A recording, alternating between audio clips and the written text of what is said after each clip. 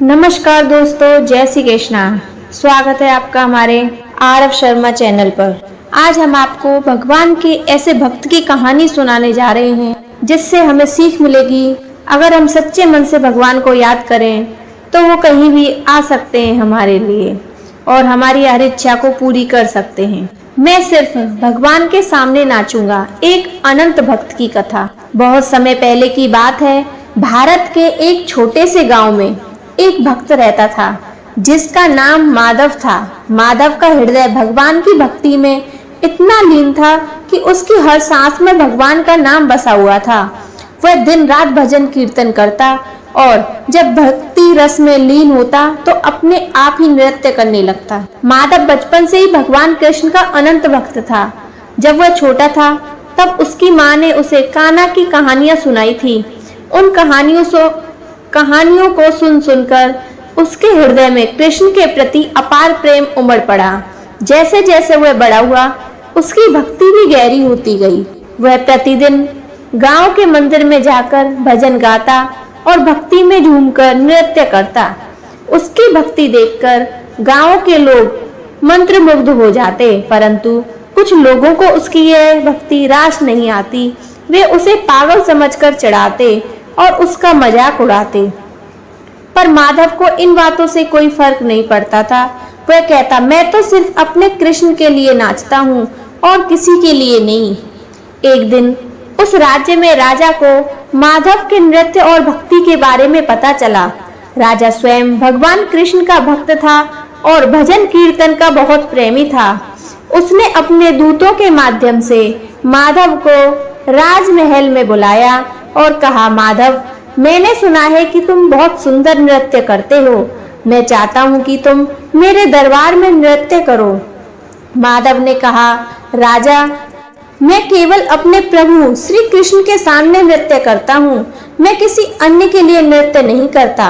राजा को सुनकर आश्चर्य हुआ। उसने कहा, लेकिन मैं भी तो कृष्ण का भक्त हूँ, मैं भी उन्हीं के भजन गवाऊंगा और फिर क्यों नहीं नाचोगे तुम? माधव ने कहा, महाराज, भक्ति हृदय की गहराई से होती है। जब मैं अपने ठाकुर के सामने नृत्य करता हूँ तो मैं स्वयं को भूल जाता हूँ। मुझे इस संसार की सुध नहीं रहती। मैं आपके दरबार में नाचूंगा तो मेरे हृदय में अहंकार आ सकता है कि मैं राजा के सामने नृत्य कर रहा हूँ। मैं ये नहीं कर सकता। राजा को माधव की भक्ति पर आश्चर्य भी हुआ और आनंद भी आया। उसने माधव का सम्मान किया और उसे विदा कर दिया। समय बीतता गया। एक दिन गांव में दुष्ट लोग आए और माधव को चिढ़ाने लगे। उन्होंने कहा, अगर तुम्हारी भक्ति सच्ची है तो भगवान आकर तुम्हारे साथ नृत्य क्यों नहीं करते? माधव ने मुस्कुराकर कहा, अगर मेरे कृष्ण चाहेंगे तो वह स्वयं आएंगे।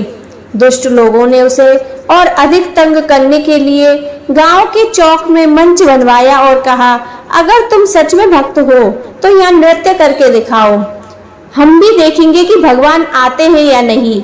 माधव ने पहले मना किया, लेकिन फिर उसे लगा कि यह उसके विश्वास की परीक्षा है। उसने भगवान का ध्यान किया और भजन गाने लगा।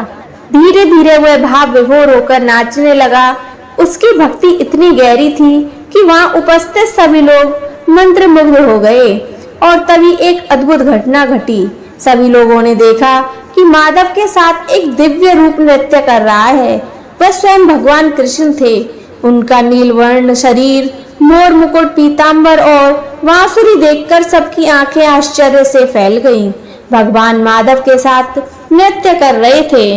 यह दृश्य देखकर गांव के सभी लोग दंडवत हो गए। जो लोग माधव का मजाक उड़ाते थे वे भी उसकी भक्ति के आगे नतमस्तक हो गए। भगवान कुछ क्षण तक नृत्य करने के बाद अदृश्य हो गए, लेकिन माधव का हृदय उनके प्रेम से भर चुका था। अब सभी को समझ आ गया था कि माधव कोई साधारण व्यक्ति नहीं बल्कि एक सच्चा भक्त था। उसके बाद माधव ने अपना पूरा जीवन भगवान की सेवा और भक्ति में लगा दिया। यह कथा हमें सिखाती है कि सच्ची भक्ति में कोई दिखावा नहीं होता। भक्ति हृदय की गहराई से आती है और जब कोई भक्त सच्चे मन से भगवान को पुकारता है तो भगवान अवश्य प्रकट होते हैं। माधव की तरह यदि हम भी बिना किसी अहंकार और स्वार्थ के भगवान की भक्ति करें तो वे हमें प्रेम का अनुभव अवश्य कराते हैं। जय श्री कृष्णा।